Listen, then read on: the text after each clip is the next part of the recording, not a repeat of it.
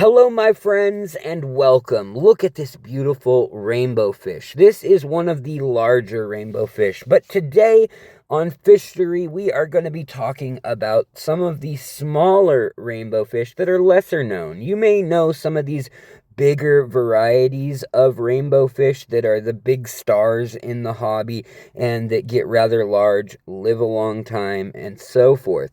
However, there are hundreds of these rainbow fish from Australia and Papua New Guinea out there in the hobby, and there are sizes all the way up to nearly a foot long and all the way down to only 1.5 inches or 2 inches long, like these beautiful Pseudagill Illuminatus males showing off for one another right here. So today we're going to count down 5 of the best small ones, and I want to show you here just a few of the runner-ups that are in our hobby that are small, under 2 or 3 inches, and that could go inside a rather small tank that you keep other nano fish in. Now, some of these are actual nano fish, like some of the Pseudagills, and others are just around 2 inches or so. But as we count down this list, I hope you find one that fits the bill for you, and we're going to go over 5 of my favorite that I think work in just about any tank or in any condition, just like these here, which are no bigger than around 1 inch long. And here's an example of one of my tanks right now with number 5 and the Melanotania shulencis. And this is a really fascinating small rainbow fish. Only gets about 2 inches, and you can see the male and the female look different. And they also come from a number of different locations all over the Sahul region, which is former Papua New Guinea and Australia, when it used to be one landmass, essentially connected through what are now islands and channels, much more extensively. Right here you can see an ancient map of the areas that cross there. Now, these fish are hardy. They can survive in any water from 5.5 pH to 8.0. You know, they're going to eat flake food and so forth, and they're really easy to spawn. So I love kind of using these as a template for all of the fish in the hobby. And while these fish are mop spawners, most of the fish in the hobby of rainbow fish keeping are mop spawners. You just put a mop in their tank, and every couple of days the females will lay a few eggs, the males will fertilize them, and within a week or two they will then hatch, and you can either grab them out of there and raise them separately, or you can colony breed them. But this fish is a really great one, a really peaceful one, only 2 inches or so long at its max, as you're seeing here. And there are different collection points, as I mentioned, but just beyond that, these fish, like most rainbow fish, are also known for coloring up into different color patterns on their body all throughout the day, and based on what the males and females are doing, based on what the light's doing, and based on what their food sources are doing. So they're a really fun one to keep in a nature style aquarium, or a tank that gets a little bit of natural light or some live food. It makes for a really, really dynamic aquarium full of fish that are really interesting. Now, also, these are rather new, discovered in only 2009, and I think that they're going to get really, really popular in the aquarium hobby because of how easy they are to spawn and because of how peaceful and friendly they are. They're really kind of a prototype for all the rainbow fish in this hobby, in the parameters they can withstand, which is mostly mildly acidic water to a little bit alkaline, with neutral or mildly acidic being preferable, and withstanding anywhere in that kind of tropical range. Now, number 4 on our list is going to be the spotted Pacific blueey, or the Pseudagill Gertrude. Again, these come from several places. You can get the yellow body, you can get the orange or honey body, you can get the white body, or even a lavender body, and they are collected all the way from northern Australia up into the island of Papua New Guinea proper.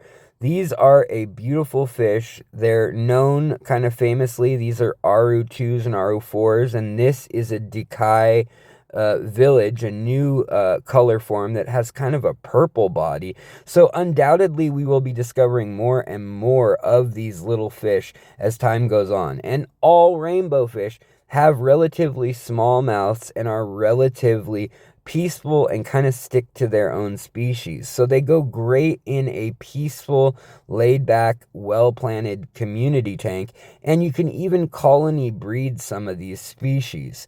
Others tend to kind of eat their eggs or eat their young if they're too easy to spot, but these are always a really fascinating fish. These are a Pseudagill, and they are able to withstand a wide variety. Look at that, pH from 3.8 all the way to 9 in the case of these Gertrudes. And that really tells the tale of why there are so many different color morphs and different subtle body types. All right, so Pseudagill Illuminatus at number 3. These are really similar to the last ones, except they like more acidic water, and it's kind of a mystery where they come from. We think they're from the Samba River and the general Timika region of Indonesia, and they tend to be in a little more acidic water. They also tend to have a shorter life, with the females only living about a year in the wild and maybe a year and a half in captivity, and laying rather large little eggs if you put out a spawning mop, like I mentioned before. But the males will put on a show for you like you saw earlier. They spin around doing the little West Side Story dance fight thing, and they put their fins up, and all these rainbow fish, from the Pseudagills to the other rainbow fish, have kind of hidden fins tucked away that really only show when they are trying to impress a mate. And that's really when their colors come out and show their best too.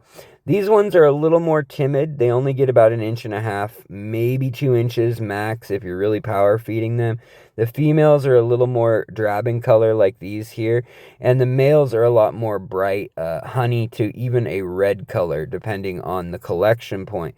But they're an awesome fish, really peaceful, and they have a small mouth, so they go well with other nano fish and or even shrimp in the aquarium. I can't speak highly enough about these, $10 to $15 a fish. They're a little pricey, but you can spawn them really easily with a mop, and then you can get decent money yourself, and just not that many people are doing it.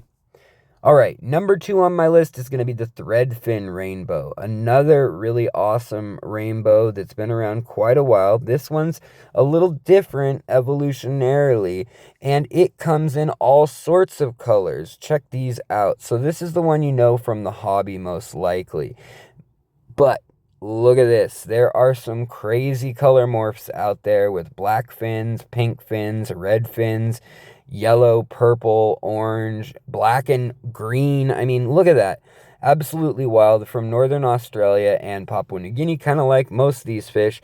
And they are found in black water swamps, slow-moving water, fairly warm, up to 30 degrees Celsius, or, up to probably the high 80s they can withstand. And they tend to like more acidic water, but they can withstand other water as well, that's a little more brackish even in some cases, like many Pseudagills do. Now, these are in their own genus all alone, but they make another great nano aquarium fish because they have teeny tiny mouths, and actually you should get a good sized group of these so that they can feed and not get out competed. So a group of anywhere from 8 to 12 of these is ideal if you've got like a 20 long aquarium or even bigger, and they will really put on a lively show and a really interesting display in your tank. They also have those incredible fins that you see them flapping here, and they're just an interesting, fascinating fish. In the morning they act one way, then they color up differently in the afternoons, and the males versus the females look different. They're just awesome. All right, number 1 on this list, often overlooked and critically endangered from Madagascar, are the Bedotias.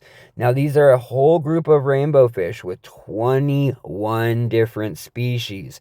Now, we usually see either the Madagascarensis or the Gayi, as we're seeing most of these here. But there are other Bedodias, and I want to include them all on this list. If you can get a hold of any of these, do so. They only get 2, maybe 3 inches max, and some of them kind of top out at 1.5 to 2 inches. These ones here I've kept in a 20 long with 3 or 4 other small species that I've mentioned on this list already, and they've done absolutely fine. You can see in the background of this shot they're there.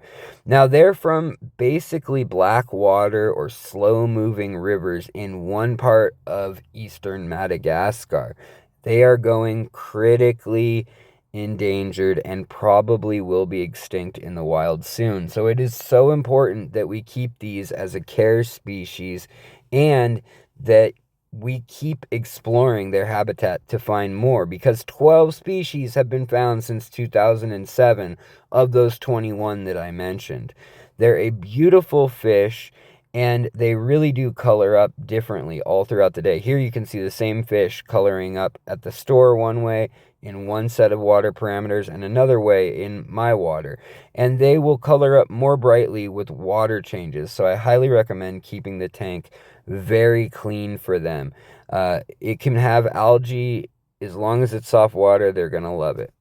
All right, so that's the list, but there are so many more out there. Just for a quick mention, there's everything from the forktails to these turquoise rainbow fish to the radnocentris, which can live out in ponds.